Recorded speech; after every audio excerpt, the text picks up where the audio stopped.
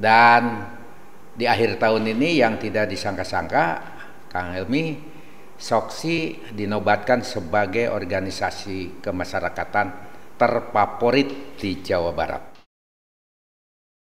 Selamat datang di Ngopi Bareng Hilmi Pramudia Podcast. Hari ini saya kedatangan Kang Yodmin Taraga, datang sebagai Ketua Depidar Soksi Jawa Barat. Sudah hadir bersama kita. Gimana Kang, sehat? Alhamdulillah. Okay. Walaupun sering pulang anting itu ya, Bandung, kota kabupaten se-Jawa Barat. Kita tadi pulang dari Purwakarta, kebetulan menghadiri dan membuka musyawarah cabang Soksi Kabupaten Purwakarta. Oke.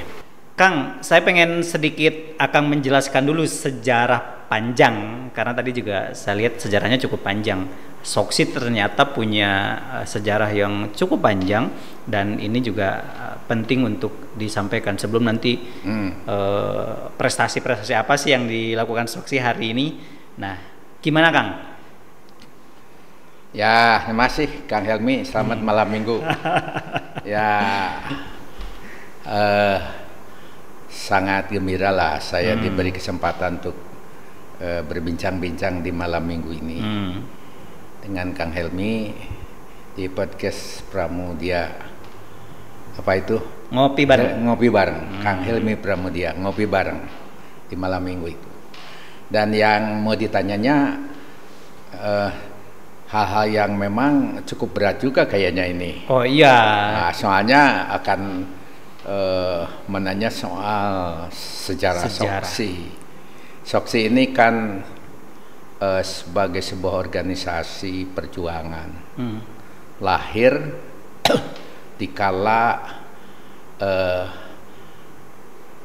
negara Republik Indonesia tercinta ini dalam kondisi yang sangat merisaukan.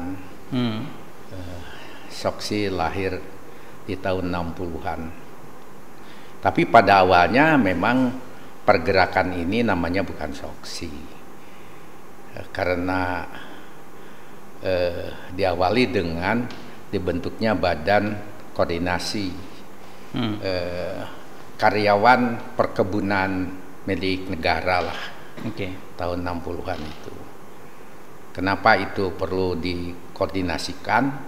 Karena pada tahun 60-an itu banyak provokasi, terutama di lingkungan perusahaan negara di daerah Sumatera Utara, Jawa Barat, Sumatera Selatan, Jawa Timur, terhadap karyawan yang ada di lingkungan perusahaan itu. Siapa yang melakukan provokasi itu? Ya, sejarah yang saya pelajari dan informasi yang saya terima adalah dari salah satu kekuatan sosial politik pada saat itu di zaman rejim Orde Lama, yaitu Partai Komunis Indonesia. Makanya PKI itu sangat kuat karena basisnya adalah buruh. Ya, sehingga pada saat itu kan PKI itu punya mantelnya, underbownya ya, yang disebut SOBSI, Serikat Buruh. Serikat Organisasi Buruh Indonesia, SOBSI. Ada juga yang namanya Gerwani, itu Gerakan Wanita Nasional Indonesia, kaum perempuannya. Ya, betul. Di bidang budayanya, keseniannya, dia punya Lekra, Lembaga Kesenian Rakyat. Dengan di mahasiswanya mereka juga punya SGMI, Sentral Gerakan Mahasiswa Nasional, dan yang lainnya lah itu. Kondisinya sangat mengkhawatirkan. Oleh karenanya kita yang berhaluan nasionalis membentuk sebuah kekuatan. Itu di tahun 60 ya. Ya. Di tahun 60 sendiri ya, tanggal 20 Mei kita melahirkan apa yang disebut Soksi. Tapi namanya dulu singkatan dari Central organisasi karyawan sosialis Indonesia. Ya, betul. Dengan dinamikanya, perkembangannya tahun 63 SOKSI ini digantilah namanya untuk menghilangkan perbedaan pemahaman. Jadi SOKSI itu Sentral Organisasi Karyawan Swadiri Indonesia. Swadiri itu mandiri. Ya. Maksudnya ya untuk menghadapi PKI itu. Makanya SOKSI juga mendirikan nama-nama lembaga konsentrasinya yang mirip-mirip yang dimiliki oleh Partai Komunis Indonesia. Termasuk seragamnya. PKI kan merah dulu. Oh iya. Kita juga jaketnya merah lah gitu. Ya merah-merah hati dulu. Sehingga semua lembaga konsentrasi kita warnanya bernuansa merah. Termasuk SOKSI. Mendirikan apa yang disebut, kalau dia punya PTI, kita punya Rukun Tani Indonesia. Iya benar. Kalau mereka punya Gerwani, kita dirikan Gerwasi, Gerakan Wanita Swadiri Indonesia, Sosialis Indonesia. Sekarang Swadiri lah.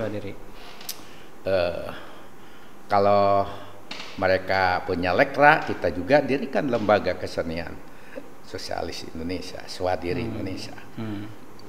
Di bidang mahasiswa juga sama.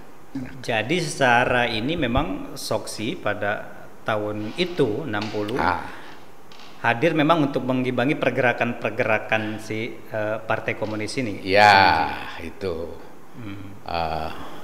Dan dalam MUBES ke-1 yang dilakukan di Jakarta, disepakati Pak Profesor Letnan Jenderal Soehardiman menjadi ketua umum. Gitu. Yang pertama. Dalam perjuangannya memang tidak mudah. Kita berhimpun di dalam sebuah perhimpunan berbagai organisasi kemasyarakatan. Jumlahnya waktu itu sekitar 69. Dan berhasil membentuk sebuah sekretariat bersama pada tahun 64. Tuh jumlahnya organisasi yang berhimpun dalam sekretariat bersama itu hampir 300-an lah, 279 berapa saya lupa lagi. Dan sepakat untuk membuat sekretariat bersama golongan karya. Jadi pada saat itu kelompok-kelompok kekaryaan berhimpun. Kalau dikelompokkan ada 7 kelompok kekaryaan lah. Yang saya ingat namanya, yang satu SOKSI, yang kedua MKGR, yang ketiga Kosgoro, ada Gakari, ada Ormas Hankam, gitu. Dan ada Ormas Gerakan Pembangunan. Dalam perjalanannya sampai hari ini yang masih eksis adalah 3, satu SOKSI, yang kedua Kosgoro, yang ketiga MKGR. Tapi justru gini Kang, mungkin di sini juga bisa diluruskan, kalau yang identik gitu ya, atau sepengetahuan saya justru si SOKSI ini bahkan ada yang menyebut sayap Partai Golkar. Itu gimana? Yang benarnya seperti apa? Kalau misalnya kita lihat kan justru SOKSI dulu baru ada Golkar kan sebenarnya. Mungkin karena belum paham. Jadi mohon maaf, SOKSI di Jawa Barat yang saya nahodai lah, saya pimpin, termasuk teman-teman saya dari Kosgoro atau MKGR, bukan sebagai organisasi sayap Partai Golkar sekarang. Justru ketiga organisasi ini adalah yang melahirkan, membidani kelahiran golongan karya yang sekarang namanya Partai Golongan Karya. Dan itu ada di dalam anggaran dasar rumah tangga. Selain pendiri, juga sekaligus menjadi sumber kader bagi Partai Golongan Karya sekarang. Jadi kalau kita lihat, maaf saja nih, kader-kader dari ormas-ormas itu banyak yang berhasil dipercaya oleh partai untuk menduduki baik itu di eksekutif maupun di lembaga legislatif dari daerah sampai pusat kan gitu. Oke. Karena kalau saya lihat mungkin sebenarnya jadi beda. Jadi kalau organisasi sayap itu bedanya adalah organisasi yang didirikan oleh Partai Golkar. Contoh misalkan dulu ada AMPI, Angkatan Muda Pembaruan Indonesia. Sekarang ada AMPG, ada KPPG, Kesatuan Perempuan Partai Golkar, ada Al Hidayah, ada MDI, dan kalau nggak salah ada 7 apa 10 itu. Jadi yang jelas organisasi sayap lembaga itu didirikan oleh Partai Golkar. Dan banyak liku-likunya, suka dukanya perjalanan Soksi itu. Karena dianggap sebagai musuh yang paling diperhitungkan oleh PKI pada saatnya. Dulu sempat pimpinan PKI kepada Presiden Soekarno untuk agar Soksi minta dibubarkan, termasuk harian karyawan. Dan pimpinan-pimpinan Soksi pada saat itu dipanggil oleh Bung Karno agar memang Soksi dan harian karyawan minta dibubarkan karena dianggap mengganggu, menghalangi pergerakan Partai Komunis Indonesia. Alhamdulillah Tuhan masih menyelamatkan Soksi.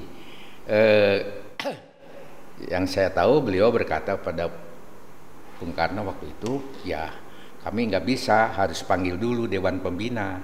Bung Karno nanya siapa Dewan Pembina Soksi? Ya para pendekar ini masa lalu yang mendirikan Soksi menjawab bahwa pembina kami adalah Bapak Menteri Panglima Angkatan Darat Pak Yani. Oh gitu, maka dipanggil Pak Yani. Pak Yani ditanya waktu itu sama Presiden, ceritanya bagaimana nih Yani gitu tentang Soksi. Pak Yani menjawab, saya jamin Pak, Soksi tidak akan merongrong terhadap NKRI dan ideologi negara, bahkan menjadi garda terdepan untuk mempertahankan NKRI dengan ideologi Pancasila dan Undang-Undang Dasar. Kalau yang beberapa yang saya baca, Soksi ini adalah organisasi yang lebih kepada buruh dan karyawan. Itu gimana bisa muncul itu? Atau memang seperti apa yang sebenarnya? Ya, dulu kan lahirnya dari apa itu badan yang mengkoordinasikan karyawan di perkebunan. Ya, itu menjadi kekuatan inti awalnya itu. Apa di Sumatera Utara, di Sumatera Selatan, di Jawa Barat, Jawa Timur. Maka kita menamakan Soksi itu sentra organisasi karyawan. Tetapi sekarang tidak lagi terkonsentrasi pada karyawan. Jadi ya meluas untuk masyarakat luas saja gitu. Saya juga kan bukan buruh di perusahaan, saya kan dulu pegawai negeri sipil. Ya, jadi kita masuk dan sekarang juga berkembang cepat di seluruh Indonesia. Di Jawa Barat kita semua kota kabupaten telah memiliki, di pusatnya adalah Dewan Pimpinan Nasional yang sekarang dipimpin oleh Bapak Insinyur Ahmad Supit, Lalu di Jawa Barat sendiri yang memimpinnya saya, namanya Dewan Pimpinan Daerah Wilayah 9 Jawa Barat. Lalu seluruh kota kabupaten telah memiliki kepengurusan, bahkan sudah sampai ke tingkat kecamatan, kelurahan dan desa. Seperti itu. Namanya di Jawa Barat Ketua Depidar, kalau kota kabupaten Ketua Dewan Pimpinan Cabang, kalau kecamatan Ketua Dewan Pimpinan Anak Cabang, di kelurahan desa ranting. Ya memang kalaupun ada beberapa yang menyebut atau artikel yang terkait dengan bahwa organisasi buruh, karena memang dari sejarah itu dulu sejarah perkembangannya dari tidak bisa dilepaskan dari itu, walaupun memang hari ini kan berkembang ya kan, ya, dalam artian tidak fokus di situ, itu hal yang terkait dengan sejarah. Nah ini kan juga ngobrolin irisan atau kaitannya dengan Partai Golkar sendiri, berarti mau tidak mau Soksi politis dong. Ya, Soksi di mana sih organisasi pergerakan yang tidak berpolitik? Apalagi Soksi dalam kelahirannya juga sudah untuk menghadapi pergerakan politik yang dilakukan oleh Partai Komunis Indonesia. Ya sekarang kita boleh berpolitik lah ya, tapi tentu politik kita sudah komitmen perintah anggaran dasar rumah tangga. Jadi seluruh keluarga besar Soksi politiknya disalurkan lewat Partai Golongan Karya, dan itu tertuang di dalam anggaran dasar rumah tangga. Dan Soksi sendiri sebagai kader, sumber kader Partai Golongan Karya dengan teman-teman yang lainnya tentunya. Kalau misalnya model politiknya nih Kang, seperti apa? Karena saya lihat juga di beberapa kegiatan kan kegiatan sosialnya pun jalan, kegiatan yang lainnya pun juga jalan. Kalau bentuknya seperti apa berpolitiknya?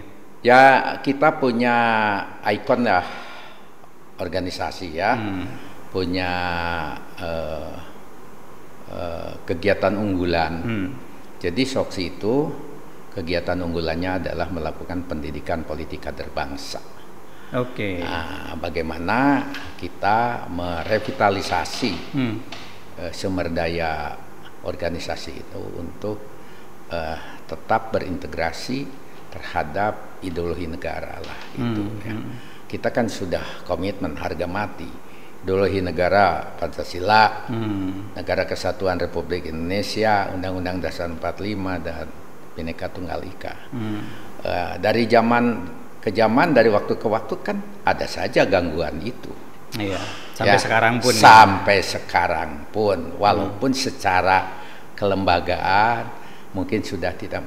Yang namanya ideologi kan tidak bisa mati ya. Dalam hati. Dalam hati. Ya. Seperti itu. Makanya kita fokusnya kepada pendidikan politik kader bangsa. Alhamdulillah saya sudah melakukan itu untuk tingkat. Jadi kita punya beberapa tingkatan ya, dari tingkat Pratama, Madya untuk kota kabupaten, nanti utama untuk provinsi dan andalan untuk tingkat nasional. Dan kita sudah melakukan tingkat Madya itu bulan yang lalu itu di Jawa Barat bagian barat ya, Bogor, Bekasi, kota Bogor, Depok, dan baru-baru ini kan kita bagian timur ya, dari Garut, dari Tasik, Pangandaran, Garut. Alhamdulillah baru saja di kota Tasik diselenggarakan. Dan di akhir tahun ini yang tidak disangka-sangka, Kang Helmi, Soksi dinobatkan sebagai organisasi kemasyarakatan terfavorit di Jawa Barat.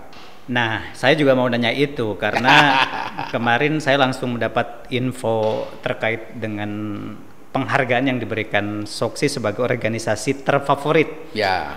Bisa diceritakan itu dalam ajang apa? Kemudian dan kok bisa gitu Soksi bisa jadi ormas terfavorit gitu. Seperti apa tuh Kang?